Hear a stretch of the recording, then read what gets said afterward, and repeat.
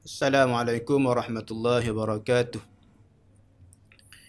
Alhamdulillah wa kafa salatan wa salaman ala rasulihil mustafa wa ala alihi wa ashabihi mujtaba wa man bihim iqtada fahtada. Rabbi shrah li sadri wa yassir li amri wahlul 'uqdatam min lisani yafqahu qawli. Rabbi zidni ilma warzuqni fahma. Rabbi yassir wa la tu'assir. Rabbi tammim bil khair. Alhamdulillah, muslimin muslimat, para penonton yang budiman, dapat lagi kita bertemu dalam ruangan untuk membincangkan satu kitab yang ditulis oleh Syekh Abdullah Nasir Ulwan berkenaan dengan pendidikan anak-anak menurut pandangan Islam. Hari ini insya-Allah kita akan membincangkan metodologi pendidikan yang berkesan terhadap kanak-kanak. Penulis pada pendapat beliau mengatakan bahawa terhimpun 5 perkara berkenaan dengan metodologi pendidikan yang berkesan ini. Ada 5 perkara. Yang pertama, pendidikan melalui tauladan. Yang kedua, pendidikan melalui kebiasaan atau adat. Yang ketiga, pendidikan melalui pengajaran. Yang keempat, pendidikan melalui pemerhatian. Dan yang kelima, pendidikan melalui hukuman atau denda.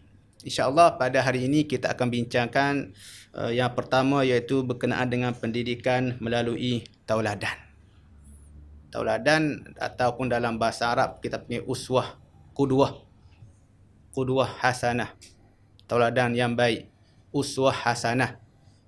Seorang pendidik mestilah menjadi uswah dan qudwah kepada anak didiknya. Ibu bapa mesti menjadi uswah dan qudwah yang baik kepada anak-anaknya. Begitu juga para guru yang mengajar mestilah menjadi idola. Zaman sekarang kata idola. Ikutan yang baik untuk orang yang diajarnya. Pendidikan melalui tauladan ini, sebagaimana yang saya sebut sebelum ini, berkenaan dengan antara kita cara untuk nak mengajar anak-anak ini, anak-anak didik ini, ialah dengan mendekatkan mereka kepada Al-Quran Al-Karim. Maka dalam Al-Quran Al-Karim itu Allah Subhanahu Wa Taala sebut tentang qudwah baginda Nabi sallallahu alaihi wasallam. Kata Allah Subhanahu Wa Taala, laqad kana lakum fi rasulillahi uswatun hasanah. Sesungguhnya bagi kamu semua pada diri Rasulullah itu satu contoh yang mulia. Jadi sebab itu apabila kita mengajar anak-anak supaya mempelajari Al-Quran, maka automatically dia akan bertemu dengan ayat ini. Ayat ini menggesa dan menyuruh kepada kita semua ini supaya menjadikan baginda Nabi Muhammad sallallahu alaihi wasallam sebagai ikutan yang baik. Jadi kita mengajar anak-anak kita ini dengan menjadikan Al-Quran sebagai tunjang, sumber, dan dalam Al-Quran mengatakan ikutan yang baik itu ialah kita ikut Nabi sallallahu alaihi wasallam. Qul in kuntum tuhibbunallah fattabi'uni yuhibbukumullah wa yaghfir lakum dhunubakum wallahu ghafurur rahim. Kalau kamu cintakan Allah, maka hendaklah ikut aku, ikut Nabi sallallahu alaihi wasallam, maka Allah Taala akan sayangkan kamu dan Allah Taala akan mengampunkan dosa-dosa kamu. Dalam satu firman Allah lagi, ya ayyuhan nabiyyu inna arsalnaka syahidan wa mubashiran wa nadhira wa da'iyan ila Allah biiznihi wa sirajan munira. Wahai Nabi, sesungguhnya kami utuskan engkau sebagai saksi, pembawa berita baik, pemberi peringatan, penyuruh ke arah keridaan Allah dengan restunya, dan sebagai lampu yang menerangi. Nabi ini menerangi alam, sirajan munira. Dan Allah Subhanahu Wa Taala telah meletakkan pada pribadi Nabi Muhammad sallallahu alaihi wasallam satu gambaran yang lengkap bagi neraca hidup Islam. dalam kesempurnaan akhlaknya dan di dalam keagungannya yang menyeluruh bagi generasi yang datang silih berganti. Aisyah radhiyallahu anha, Ummul Mukminin, satu kali telah ditanya tentang akhlak Rasulullah sallallahu alaihi wasallam, lalu beliau menjawab, akhlaknya adalah Al-Quran. Kana khuluqul Quran. Jawapan ini ringkas tetapi tepat dan padat. Maksudnya merangkumi secak neraca Al-Quran yang menyeluruh dan merangkum keseluruhan teras akhlak yang mulia. Wa innaka la'ala khuluqin azim. Jadi bila kita sebut tentang metodologi pendidikan yang baik, antaranya ialah berkenaan dengan didikan melalui tauladan, maka tauladan yang baik itu ialah daripada Nabi Muhammad sallallahu alaihi wasallam. Dan Nabi Muhammad ini, kata Aisyah, kana khuluquhul Quran. Akhlak Nabi Muhammad adalah terjemahan daripada Al-Quran. Al-Quran yang hidup. Sebab itu bila kita nak mendidik anak dengan qudwah hasanah, suruh anak-anak kita belajar Al-Quran. Dan kita pun nak menjadi qudwah kepada mereka, kita kena jadikan qudwah kita itu Nabi Muhammad sallallahu alaihi wasallam.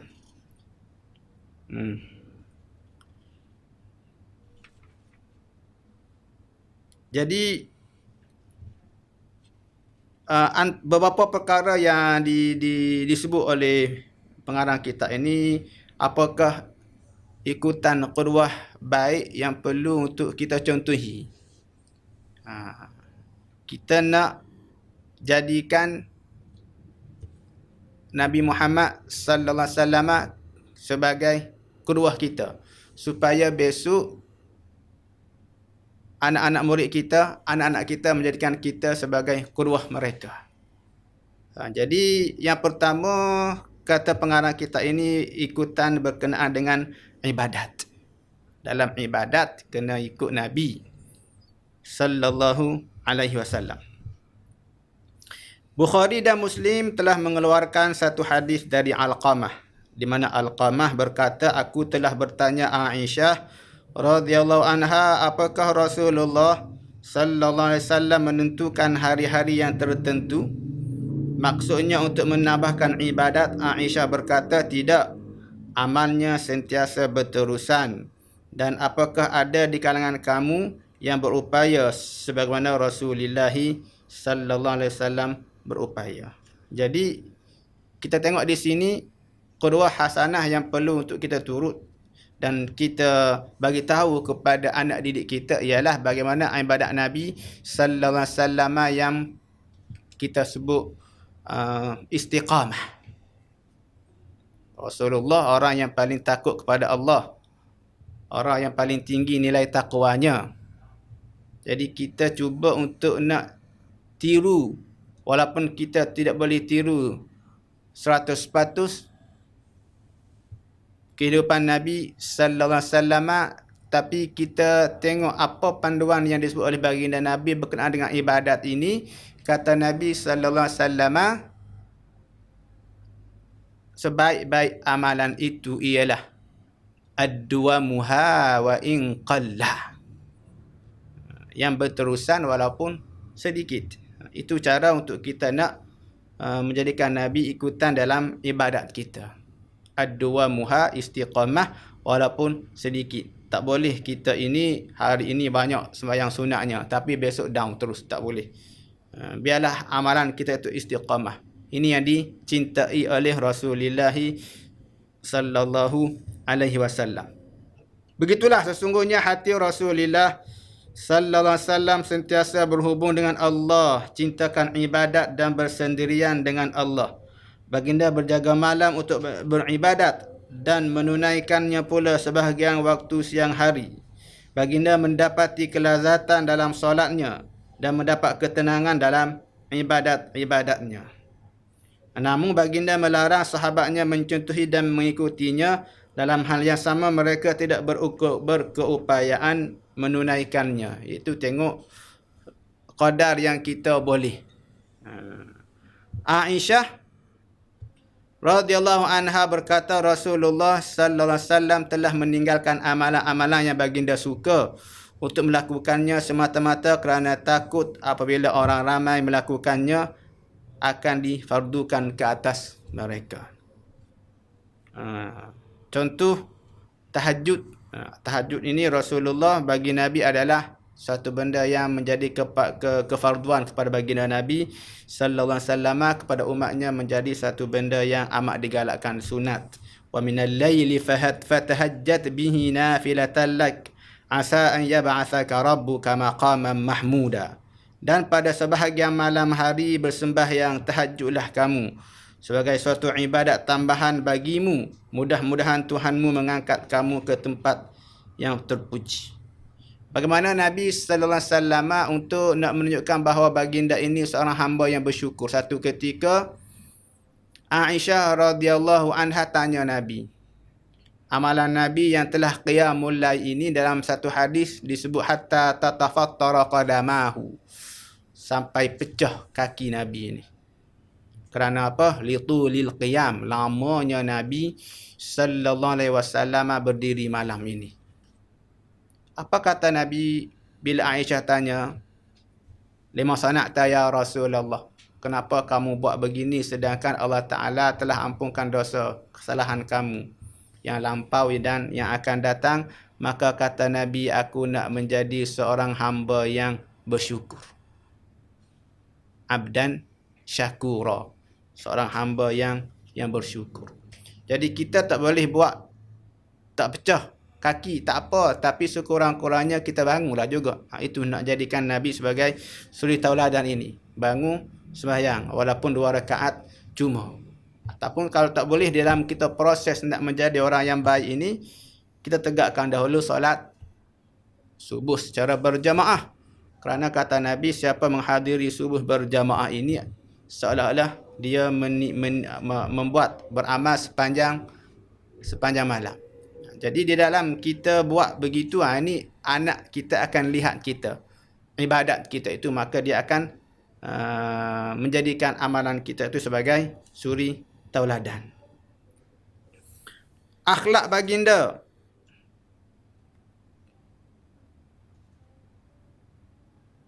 Disebutkan satu contoh akhlak mulia baginda dari sudut keagungannya yang menyeluruh.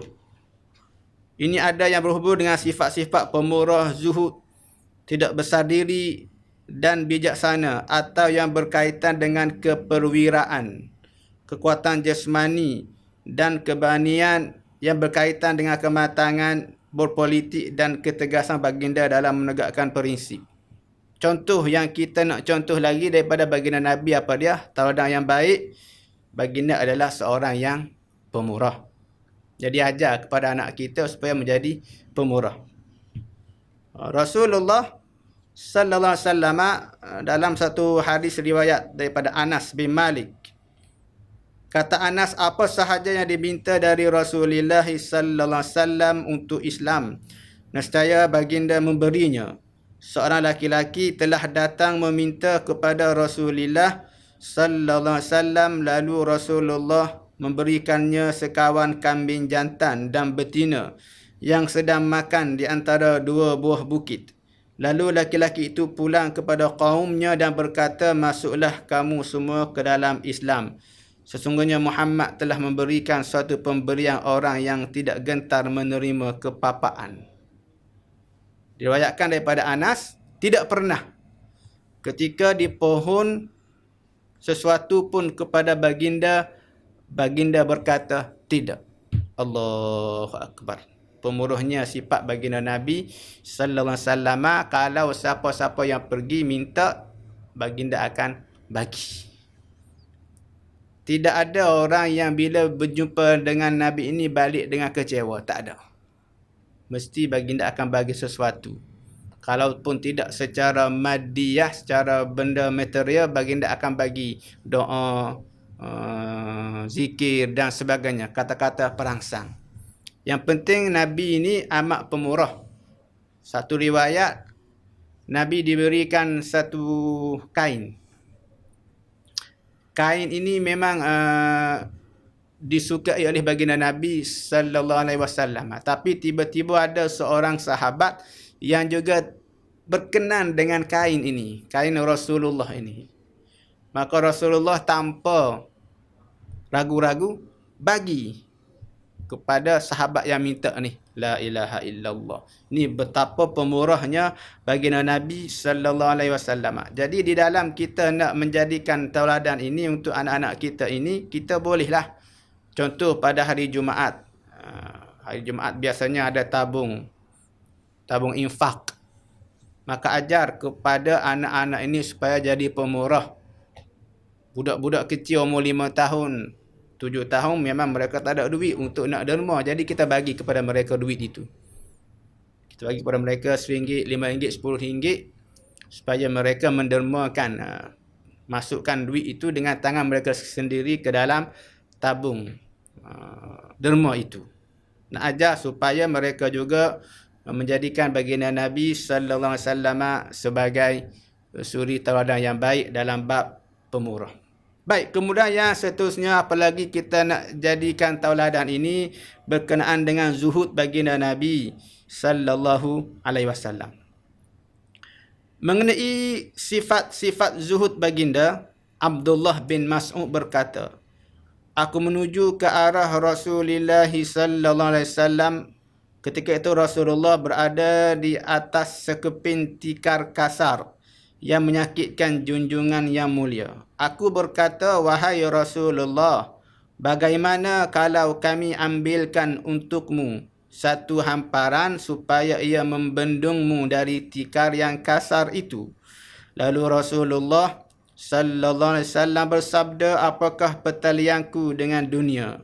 Aku dan dunia ibaratkan seorang penunggang yang berteduh di bawah naungan sepohon. Kemudian ia berlalu meninggalkannya.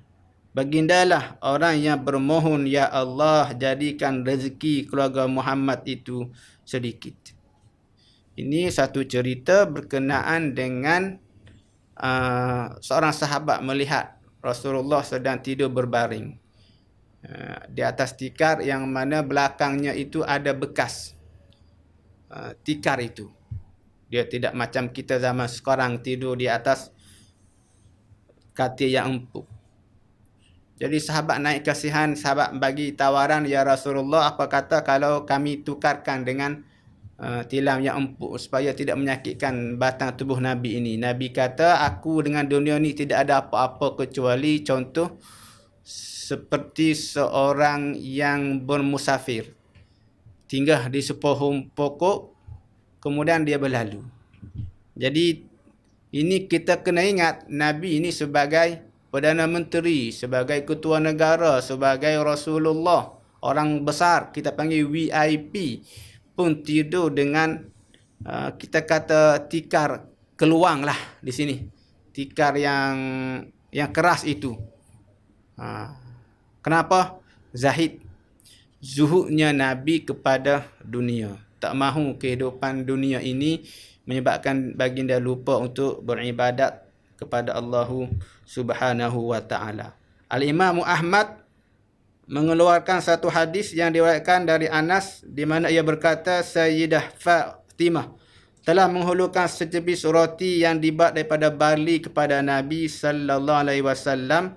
Lalu baginda sallallahu alaihi wasallam bersabda kepadanya, ini adalah makanan pertama yang dimakan oleh ayahmu semenjak 3 hari. Allahu Akbar. Lapar baginda Nabi sallallahu alaihi wasallam diberi oleh anaknya Fatimah roti. Selepas 3 hari tidak makan. Ini adalah peribadi baginda Nabi sallallahu alaihi wasallam. Insya-Allah kita sambung selepas ini.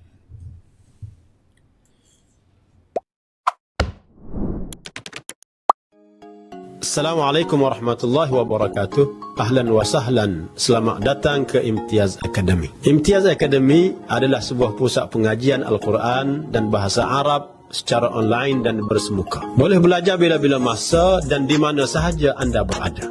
Antara program yang ditawarkan adalah kelas talaqi bersanad, kelas tahsin tilawah, kelas tahfiz dewasa, kelas tahfiz kanak-kanak, kelas tajwid dan kelas qiraati. Antara program bahasa Arab yang ditawarkan adalah seperti kelas bahasa Arab Al-Quran, kelas bahasa Arab komunikasi, kelas tata bahasa Arab, kelas 10 minit bahasa Arab, kelas bahasa Arab intensif SPN dan STAM, kelas bahasa Arab intensif syarikat korporat, dan kelas program keluarga. Kami adalah ingin menyampaikan ilmu Al-Quran dan bahasa Arab serta ilmu agama yang diambil dari kitab Allah dan hadis Nabi sallallahu alaihi wasallam kepada mereka yang berminat di mana-mana sahaja di seluruh dunia. Imtiaz Academy mempunyai pelbagai pilihan program Al-Quran dan bahasa Arab. Antara keistimewaan program Imtiaz Academy adalah mempunyai tenaga pengajar yang ramai daripada negara Malaysia dan juga negara Arab yang mempunyai ijazah sanad yang bersambung dengan Nabi Muhammad sallallahu alaihi wasallam. Imtiaz Academy terbuka kepada semua peringkat umur. Anda boleh belajar di Imtiaz from zero to hero. Jom daftar sekarang. Untuk keterangan lanjut, sila hubungi 011-148-4657 atau emailkan kepada kami di academyimtiaz@gmail.com. Anda juga boleh layari website kami di www.imtiazacademy.com.my.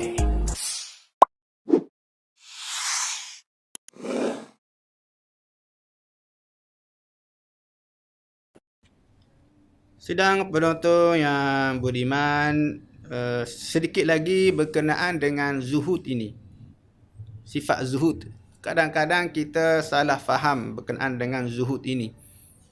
Bukanlah bermakna zuhud ini tidak mengenakan pakaian yang mewah, tidak makan makanan yang lazat berzat, tidak duduk di rumah yang indah. Tidak, bukan begitu. Zuhud ini adalah meninggalkan kenikmatan dunia kerana bukan maknanya lupa akhir. Zuhud ialah kita berpada dengan dunia. Berpada dengan dunia dan menumpukan diri untuk akhirat. Bukan tak mahu dunia. Nabi sallallahu alaihi wasallam, kenapa baginda dengan sikap dan sifat baginda zuhud? Kita kena faham, bukan kerana Nabi fakir.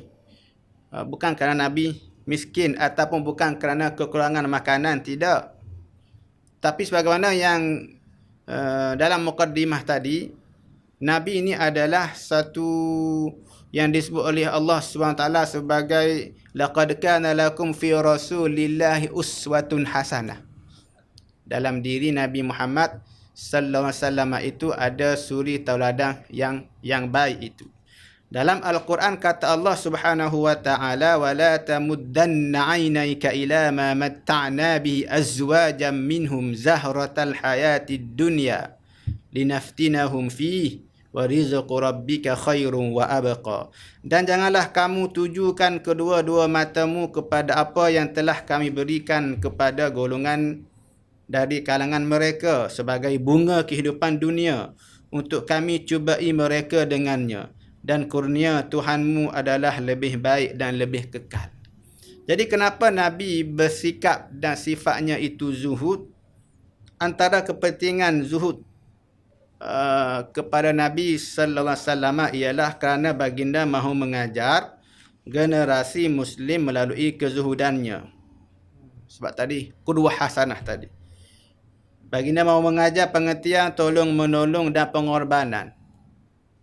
Al-Baihaqi meriwayatkan dari Aisyah radhiyallahu anha bahwasanya Aisyah telah berkata Rasulullah sallallahu alaihi wasallam tidak pernah kenyang dalam 3 hari berturut-turut.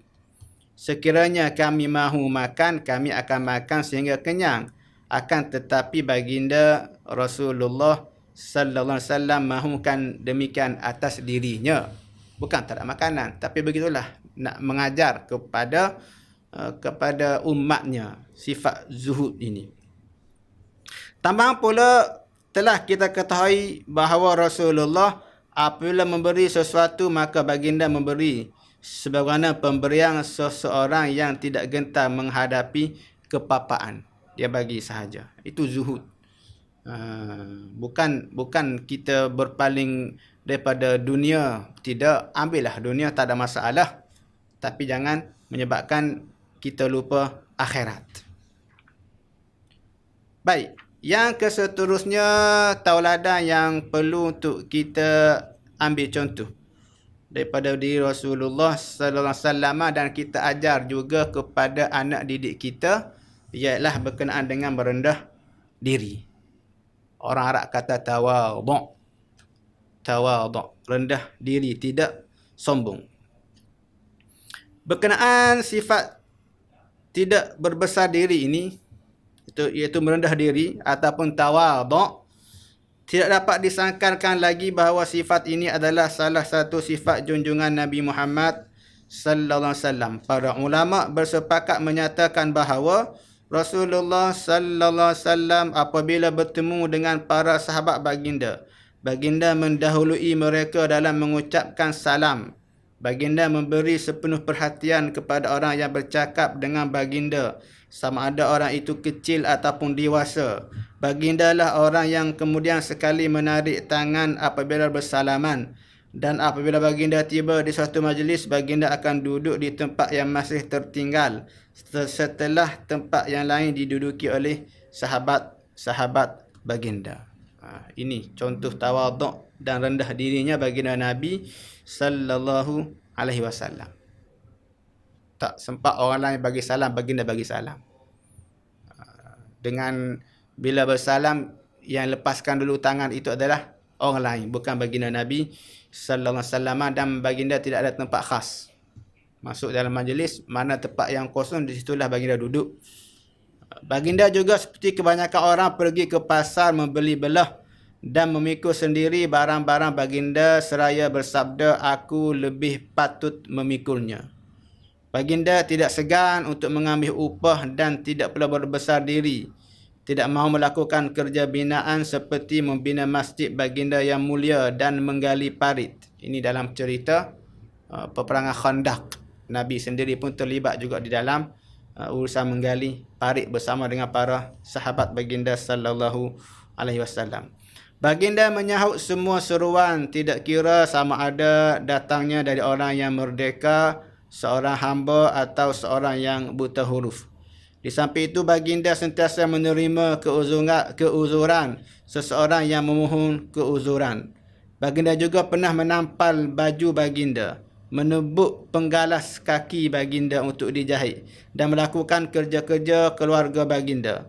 Baginda juga pernah menambat unta, makan bersama hamba, menunaikan keperluan orang lemah dan miskin dan duduk di atas tanah tanpa hamparan. Ini baginda Nabi. Walaupun sudah menjawat jawatan sebagai Presiden, Perdana Menteri, ketua yang memerintah di kota Madinah. Sifat tawaduk baginda sedemikian rupa ini. Tahapnya VVIP tapi layanannya boleh, tak ada masalah. Wakhfid janahaka liman ittaba'aka minal mu'minin. Dan rendahkanlah dirimu terhadap orang-orang yang mengikutimu, iaitu orang-orang yang beriman. Jadi tawaduk. Sebenarnya bila kita tawaduk ni kata Nabi sallallahu alaihi wasallam, tidak adalah seseorang yang tawaduk. Tawaduknya kerana Allah Subhanahu wa taala, kecuali Allah taala akan mengangkat darjatnya. Tiada ada orang yang tawaduk kerana Allah kecuali orang itu akan diangkat darjatnya di sisi Allah Subhanahu wa taala. Sebab itu tuan-tuan, muslim-muslimat, para hadirin, para penonton, kita hendaklah tawaduk. Dengan tawaduk kita itu, Allah Subhanahu wa taala akan angkat darjat kita di sisinya.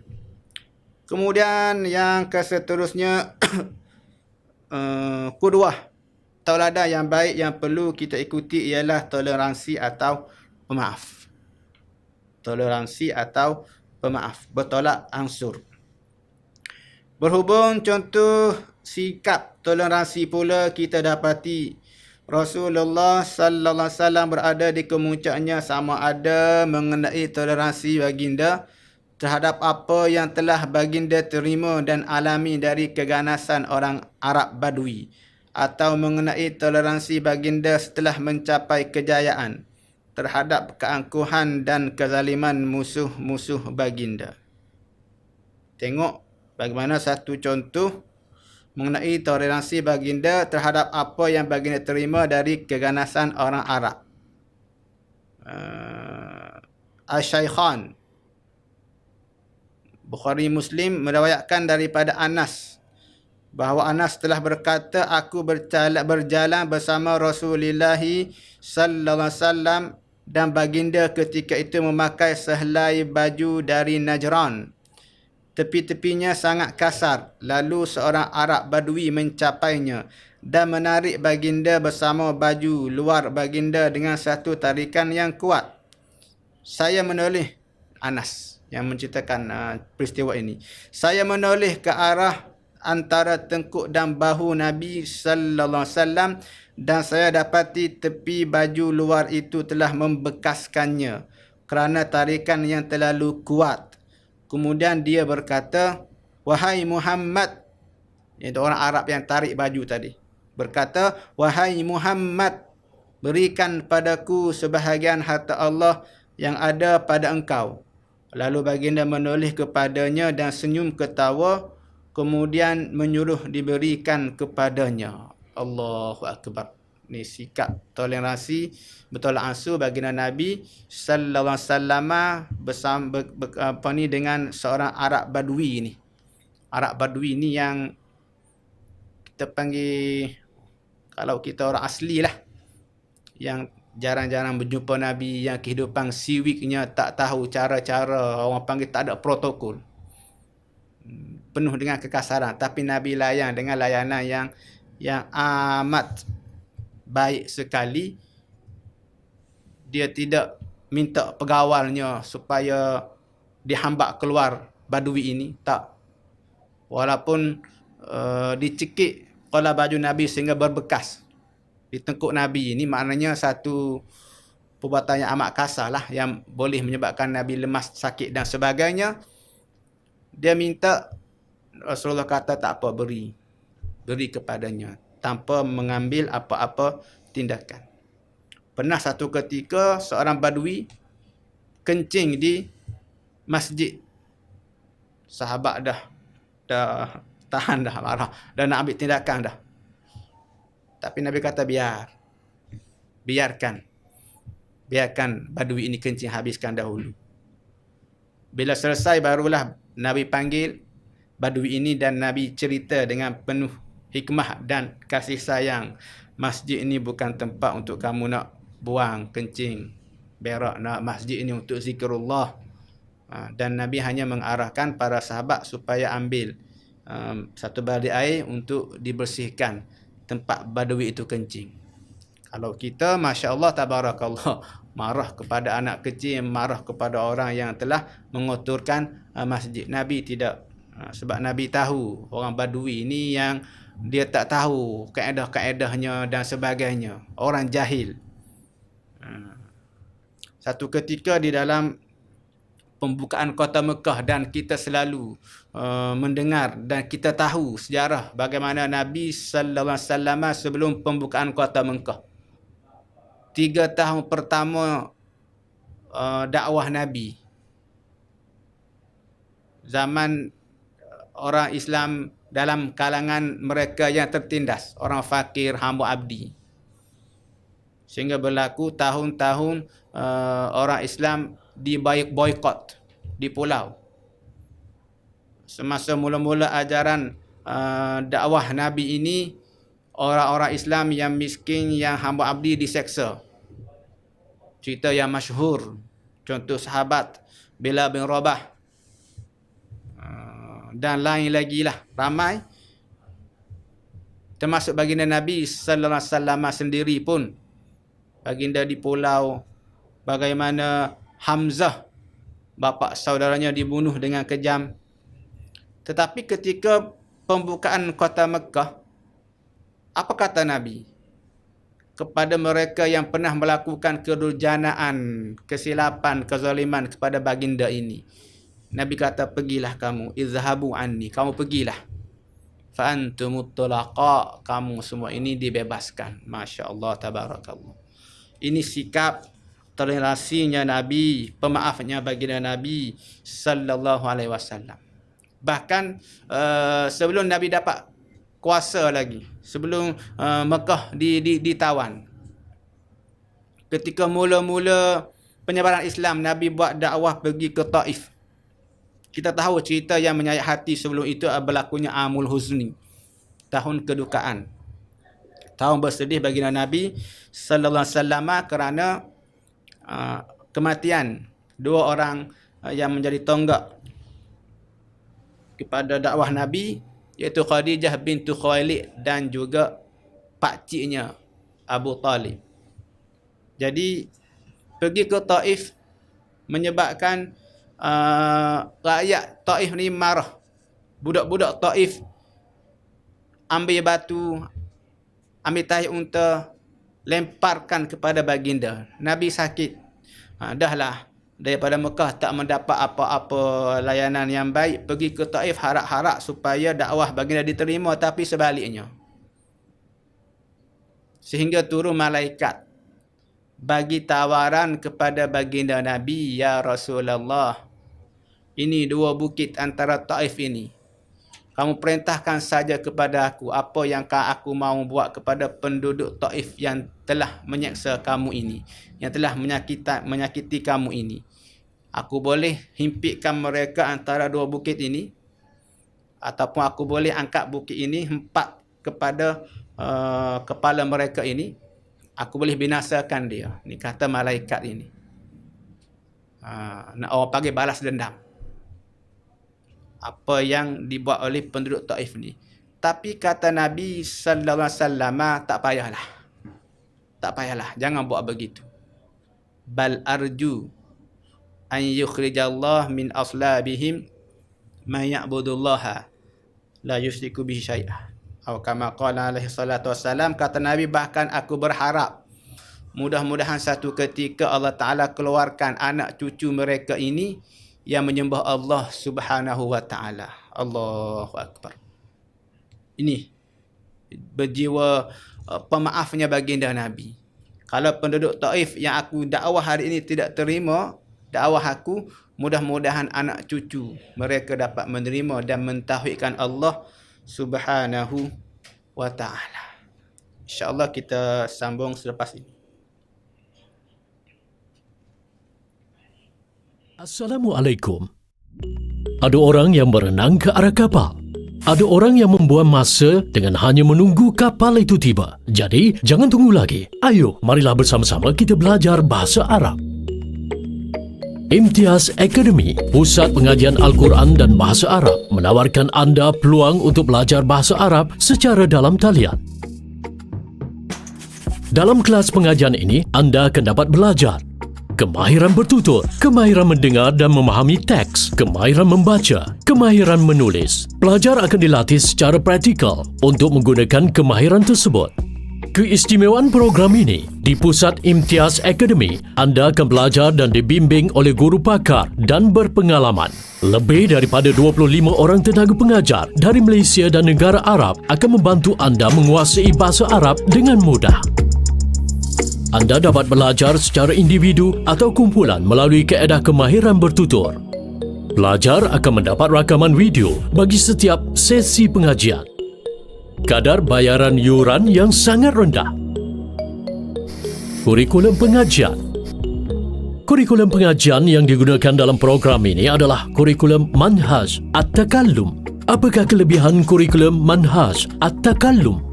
Buku At-Takallum ini disediakan khas untuk pelajar bukan berbahasa Arab. Buku ini telah digunakan di seluruh dunia, di mana lebih daripada 100 buah negara telah menggunakannya. Anda boleh mendengar pelajaran melalui buku audio dengan menggunakan QR Code. Laman web interaktif kami akan membantu anda ketika belajar sendiri selepas sesi pembelajaran dalam kelas, di mana anda dapat mengakses dengan pantas halaman atau bahagian yang anda cari.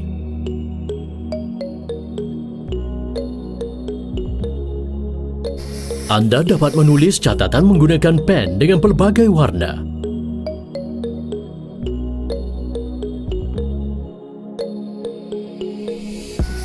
Anda juga boleh menjawab latihan-latihan dengan menggunakan aplikasi Papan Pintar. Anda kini boleh belajar bahasa Arab, menguasai bahasa Arab, seterusnya mampu menghayati ayat Al-Quran dengan baik. Tunggu apa lagi? Daftar sekarang. Untuk maklumat lanjut, layari laman web imtiazacademy.com.my atau hubungi kami di talian 011 1148 4657. Imtiaz Academy, Sdn Bhd.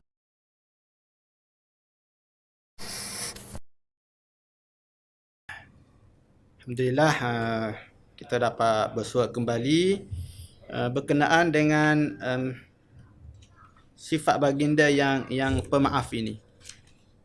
Yang sifat pemaaf dan bertoleransi ini.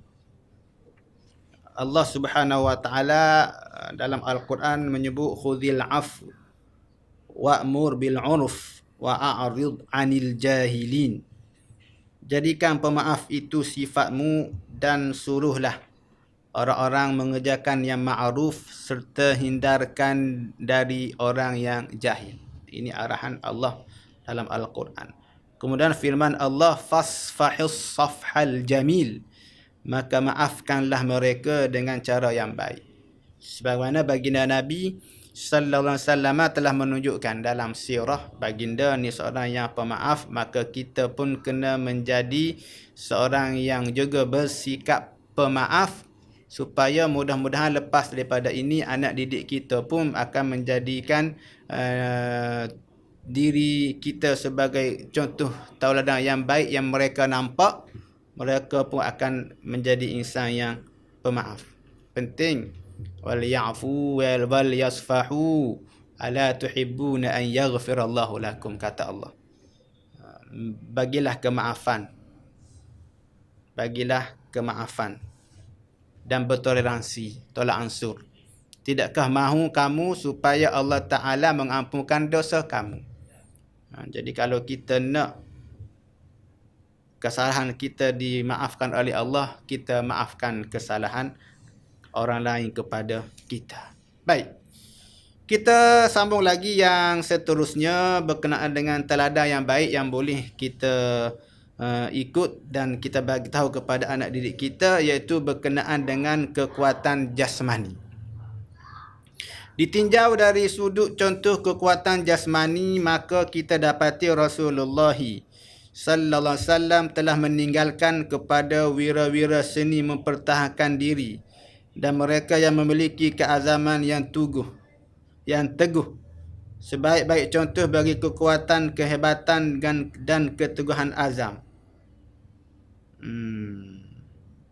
Rasulullah sebagai contoh dalam satu peperangan berhadapan dengan Ubay bin Khalaf dalam peperangan Uhud, dengan sebatan lembing yang baginda benamkan ke dada Ubay, lalu ia jatuh dan dari kudanya seraya berkata sambil mengeluh kesakitan, kalaulah Muhammad meludahi aku, nescaya ia akan membunuhku. Takutnya orang kafir kepada baginda Nabi sallallahu alaihi wasallam. Dan Nabi menyuruh kepada kita semua supaya kita ini memiliki kekuatan jasmani, jaga kesihatan makan dan minum. Kenapa? Kata Nabi sallallahu alaihi wasallam, seorang mukmin yang kuat itu adalah lebih baik dan lebih disukai Allah dari seorang mukmin yang lemah. Kedua-duanya ada kebaikan, tapi yang kuat ini lebih disukai. Kenapa? Kerana orang yang mukmin yang kuat ini mereka akan lebih dalam bab ibadat, dalam bab menolong orang, berjihad fisabilillah dan sebagainya berbanding dengan mukmin yang dhaif, lemah. Jadi kena didik dan bagi tahu kepada anak-anak kita ini supaya mempunyai kekuatan jasmani. Maka kena jagalah zaman sekarang ni anak-anak makan makanan yang tidak berkhasiat, bahan-bahan kimia banyak dan sebagainya, menyebabkan otak mereka tumpul, tubuh mereka lemah. Kalau zaman dulu Nabi sallallahu alaihi wasallam menggalakkan supaya anak-anak ini diajar memanah, berenang, tunggang kuda dan sebagainya. Tapi zaman sekarang anak-anak duduk dalam bilik main handset. Hasbiyallah wa ni'mal wakil. Lemah. Ada sedikit cabaran, panas, dah meraju.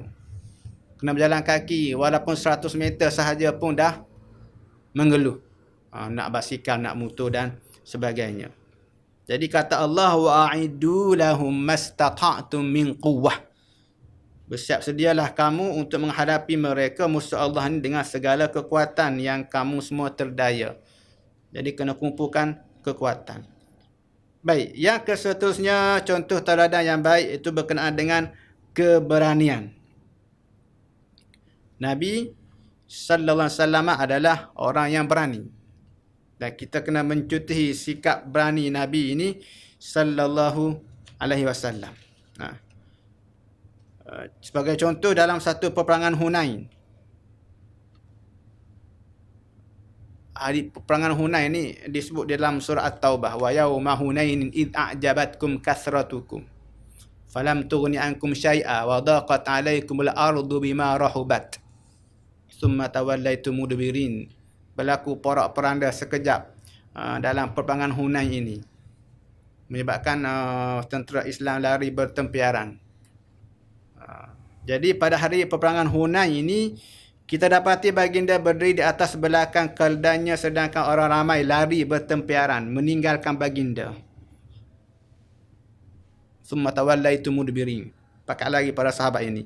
Baginda bersabda, aku adalah seorang nabi dan tidak disangkakan lagi aku adalah keturunan Abdul Muttalib. Dia sebut keturunan Abdul Muttalib, keturunan hebat, berani, panglima. Ini baginda Nabi sallallahu alaihi wasallam, seorang panglima perang yang hebat, seorang laki-laki yang perkasa, yang tidak takut melainkan Allah Subhanahu wa taala. Baik. Kita dah tak ada masa, saya skip lah benda-benda yang penting.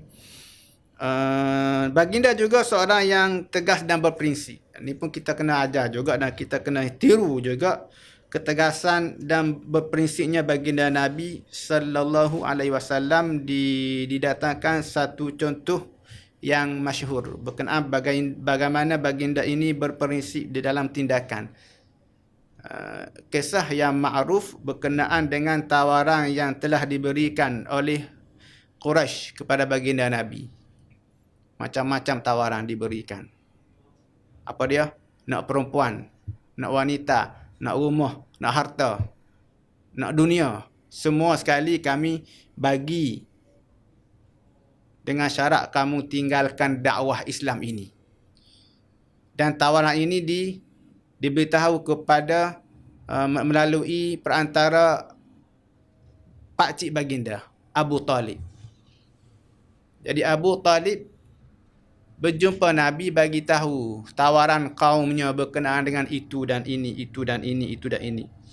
Maka Nabi sallallahu alaihi wasallam jawab dengan satu jawapan yang penuh dengan prinsip. Apa kata baginda Nabi? Demi Allah, kalaulah mereka letakkan matahari di tangan kananku dan bulan di tangan kiriku dan meminta supaya aku meninggalkan urusan ini, namun aku tetap tidak akan meninggalkannya sehinggalah Allah menjayakannya atau aku musnah kerananya. Ini prinsip tegasnya Nabi, berprinsipnya Nabi terhadap tugas tanggungjawab baginda sallallahu alaihi wasallam untuk menyebarkan risalah Allah ini. Kita pun begitulah. Jangan kita menggadai prinsip kerana dunia, kerana tahta, kerana wanita, kerana habuan yang sedikit, maka kita menggadaikan prinsip. Maka tak boleh. Kita kena tegas sebagaimana baginda Nabi sallallahu alaihi wasallam tegas. Kemudian baginda pun bangun dan menitiskan air mata apabila bapa saudara baginda menyedari kejituan azam, ketabahan baginda untuk terus menyebarkan dakwah. Dia panggil baginda dan berkata kepada baginda Nabi, wahai anak saudaraku, pergilah dan ucapkanlah apa yang kamu suka. Demi Allah, sesungguhnya aku tidak akan menyerahkan engkau kepada sesiapa pun.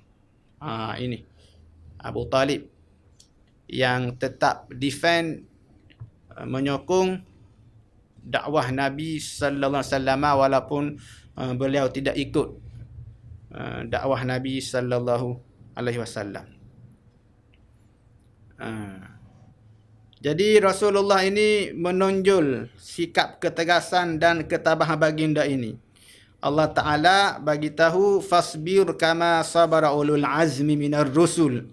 Bersabarlah engkau sebagaimana Rasul ulul azmi telah bersabar. Dan kita kena ingat bahawasanya dunia ini adalah sementara untuk kita diuji siapakah yang lebih baik amalan kita. Akhirat itu yang selama-lamanya, yang kekal abadi, dan Allah Subhanahu Wa Taala hendak menyediakan syurga kepada mereka yang tetap di dalam jalannya. Sebab itu Rasulullah sallallahu alaihi wasallam faham benda ini dan baginda sanggup untuk diuji sedemikian rupa. Wa innaka la'ala khuluqin azim. Sesungguhnya engkau berada di puncak akhlak yang mulia. Kemudian para sahabat sebagai contoh ikutan generasi. Kita bincang tentang pendidikan melalui contoh tauladan. Yang paling baik selepas Nabi itu adalah para sahabat yang bersama dengan Nabi sallallahu alaihi wasallam. Mereka mengambil directly pengajaran daripada baginda Nabi sallallahu alaihi wasallam. Maka mana-mana sahabat yang kalau kita nak jadikan dia sebagai contoh, sebagai tauladan, maka sahabat itu mendapat hidayah. Kamu yang ikut hidayah, kamu yang mengikuti sahabat itu pun juga akan mendapat petunjuk hidayah. Wa Muhammadur Rasulullah walladzina ma'ahu asyidda'u 'alal kuffar ruhama'u bainahum. Muhammad itu adalah utusan Allah dan orang-orang yang bersama dengan dia bersikap keras terhadap orang kafir tetapi berkasih sayang sesama mereka. Kanu qalilan minal laili ma yahja'un wa bil asharihum yastaghfirun. Cerita para sahabat. Mereka sedikit sekali tidur pada waktu malam dan pada akhir malam mereka memohon keampunan daripada Allah Subhanahu wa Ta'ala. Tarahum ruk'an sujada yabtaguna fadlan minallahi wa ridwana simahum fi wujuhihim min atharis sujud. Kamu lihat mereka rukuk dan sujud mencari kurniaan Allah dan keredaannya. Tanda-tanda mereka tampak pada muka-muka mereka dari bekas sujud. Ini sahabat. Minal mu'minina rijalun sadaqu ma ahadullaha alaih faminhum man qada nahbah wa minhum man yantazir wa ma baddalu tabdila. Di kalangan orang mukmin ada orang yang menepati apa yang telah mereka janjikan kepada Allah. Maka antara mereka ada yang gugur dan antara mereka ada yang menunggu-nunggu dan mereka sedikit pun tidak merubah janji-janji mereka. Dan kita tengok bagaimana sahabat ini juga orang yang menyambung risalah Islam ini. Mereka menyebar risalah Islam ini daripada generasi kepada generasi.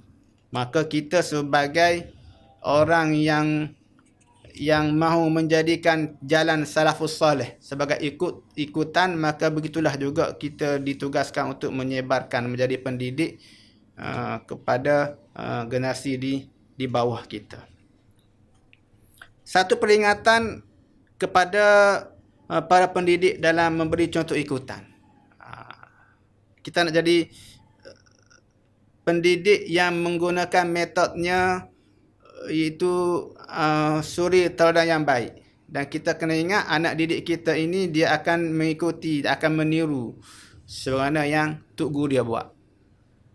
Bapa borik, anak rintik. Begitu. Jadi satu contoh peringatan Rasulullah kepada para pendidik dalam memberi contoh ikutan.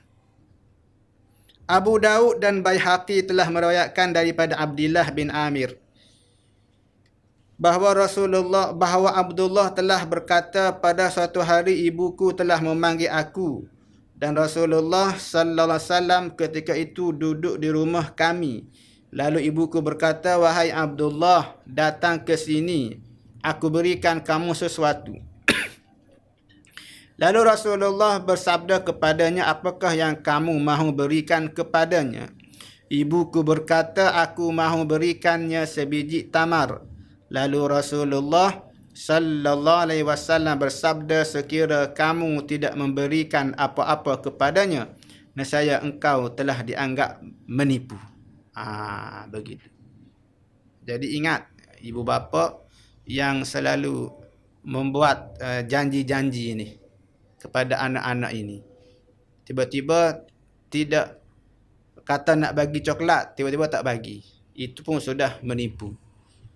Kadang-kadang kita nak pujuk anak dengan sesuatu benda, tapi hanya sebagai orang panggil umpan saja.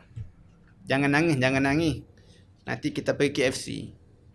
Tiba-tiba budak tak menangis. Dalam satu majlis lah. Habis majlis tak bawa pergi KFC. Itu adalah menipu. Kemudian sebagai penutup, mari sama-sama kita menghayati potongan ayat suci Al-Quran berkenaan dengan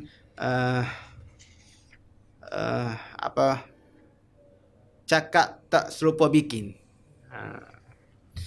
Yang pertama kata Allah Subhanahu wa taala, "Ya ayyuhallazina amanu lima taquluna ma taf'alun lima taquluna ma la taf'alun kabura maqtan 'indallah an taqulu ma la taf'alun."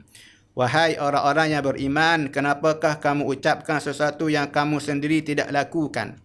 Sesungguhnya amat besarlah kemurkaan pada sisi Allah apabila engkau mengucapkan sesuatu yang kamu sendiri tidak lakukan. Dalam konteks kita nak didik anak-anak dan kita nak jadi suri tauladan yang baik, kalau kita larang anak kita jangan merokok, kita jangan merokok lah.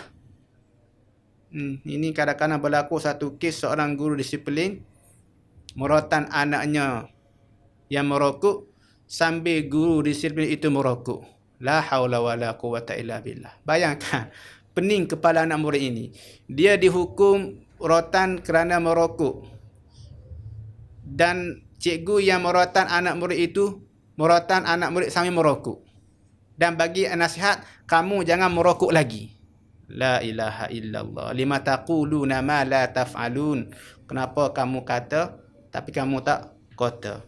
Begitu juga dengan firman Allah, "Atamuruna an-nasa bil birri wa tansawna anfusakum wa antum tatluna al-kitab afala ta'qilun." Tergamak kamu menyuruh orang lain mengerjakan kebaktian sedangkan kamu lupa diri kamu sendiri padahal kamu membaca Alkitab At-Taurat, maka tidakkah kamu berfikir?